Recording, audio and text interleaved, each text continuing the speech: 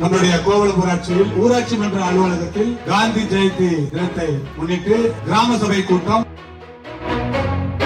Tamil Taiwan அனைவருக்கும் வணக்கம். இன்று எல்லாருக்கும் காந்தி ஜெயந்தி வாழ்த்துக்கள்.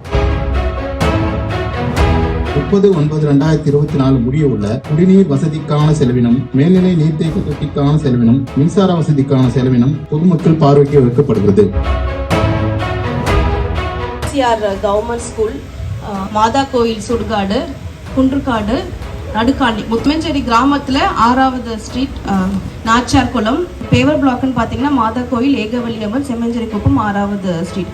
இப்போ வந்து எல்பி முடிஞ்சதும் நம்ம ஊர் ஃபுல்லாகவே வந்து ரோடு போட்டு முடிஞ்சிருக்கோம். ஸோ இதுக்காக இத்தருணத்தில் தமிழக அரசுக்கு என்னுடைய நன்றியை தெரிவித்துக் கொள்கிறேன் கோவளம் ஊராட்சி மன்றத்தின் சார்பாக.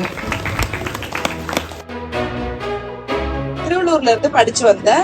இப்படி ஒரு கிராம சபை நான் அட்டெண்ட் பண்றது, ஒரு பஞ்சாயத்து ஆபீஸ், அதுவும் தலைவர் வந்து ரொம்ப இணக்கமா மக்களோட வரோம்னாக்கா அதுக்கு ரொம்ப இந்த வியக்கிற விஷயம் வந்து ரொம்ப டிஜிட்டலைஸ்டா இருக்கிற ஒரு கிராம சபை நான் இதுதான் பாக்குறேன்.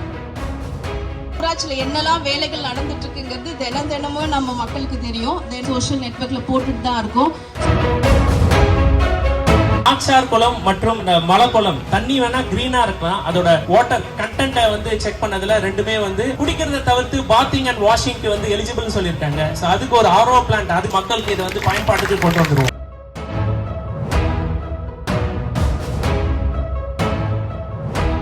சர்க்யூட் டெலிவிஷன் கேமரா வந்து பொறுத்திருக்கீங்க. 2 பேருக்கு நன்றியை தெரிவிச்சிருக்கேன். நம்ம மகாலிங்கம் வாதியாருடைய பையன் நம்ம மோகன் அண்ணனும் BNB செக்யூரிட்டியும் ரொம்பவும் சப்போர்ட் பண்ணியிருக்காங்க. இந்த நேரத்தில் கோவளம் ஊராட்சி அனைத்து பொதுமக்கள் சார்பாகவும் மோகன் அண்ணனுக்கு ஒரு பெரிய தேங்க்ஸ் சொல்லியிருக்கு. இதையெல்லாம் எதை காட்டுகின்றது என்று சொன்னால், ஊழலற்ற கோவளம் ஊராட்சி நிர்வாகத்தினுடைய தனித்தன்மையும் தனித்துவத்தையும் காட்டுகிறது.